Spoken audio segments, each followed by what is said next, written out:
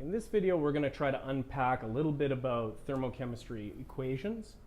So thermochem equations. And we're going to try to understand how we would select an equation.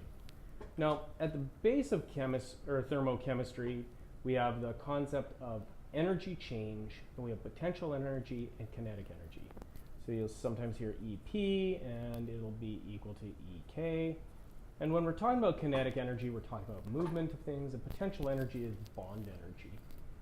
And so we go switch between those things. I always like to use my EP graphs when I'm thinking about it. So this is an exothermic reaction, and this is an endothermic reaction. And then the EK is doing the opposite. So if I had the kinetic energy in here, it's going to be increasing, and over here, it's going to be decreasing for the environment. So the kinetic energy is about what's happening to the environment, and the potential energy is what's happening to the reaction. Now,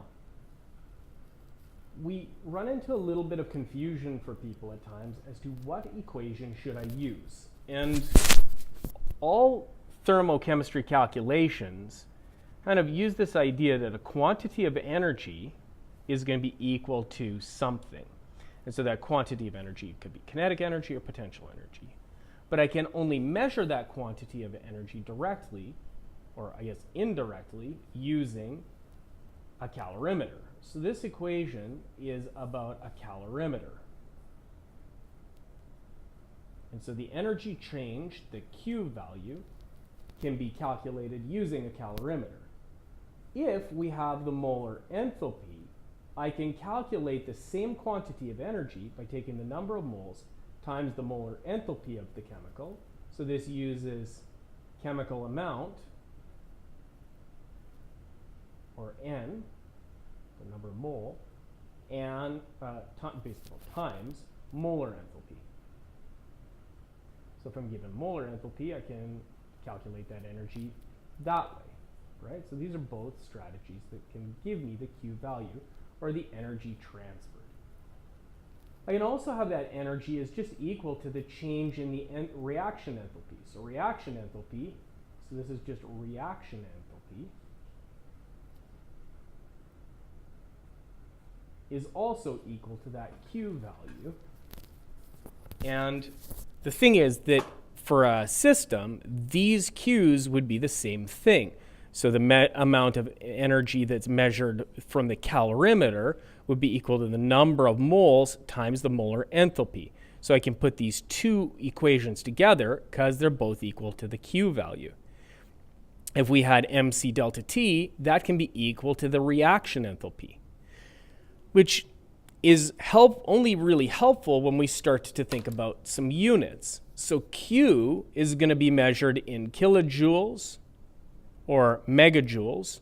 Occasionally it's measured in joules if it's a really small amount of energy, but joules, kilojoules, or megajoules. MC delta T is going to have a mass in grams times the specific heat capacity, which will be joules per gram degrees Celsius, and delta T.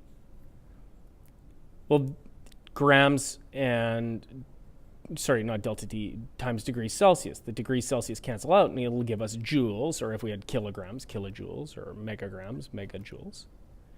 And that gives us our calorimeter amount of energy, which is just going to be kilojoules, joules, or megajoules. That same energy could be related to this, though. And so mole times kilojoule per mole. Well, that is going to give me kilojoules, which would be an amount of energy. And had this been kilograms, those two things could even be equal, because then it'd be kilojoules and kilojoules. And over here, this could be reported as like kilojoules or joules or megajoules. And each of these things could be equal to each other because they're all equal to Q. And in a system, that energy transferred is the same. And the reason we know that is because of our theory or conservation of energy. So the law of conservation of energy says that energy isn't going to be made or destroyed. It can be converted from one kind to another. It could be converted between potential energy and kinetic energy. So literally what they're measuring here is the kinetic energy. And over here, they've got the number of moles times the molar enthalpy of the reaction, and then just the enthalpy of the reaction. And all of those things, because they're all equal to the same amount, can be interchanged. So now I could make N delta H equals MC delta T because they're all equal to Q. Or delta H equals MC delta T. Or delta H equals N times molar enthalpy. And all those things are reasonable because they're all equal to the same amount of energy. Hopefully that helps you clear up a little bit how we tell the difference between things. But really importantly, if your question is giving you a mass of a chemical that's changing temperature, well, you're going to need to use this part of the reaction, or the equation.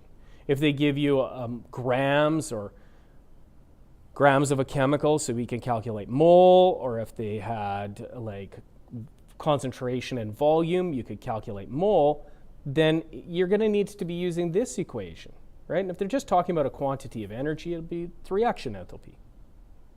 Right? So being aware of what the units that they give you are and what the units that they are asking for are can solve a lot of problems when you're trying to figure out what to do with a question.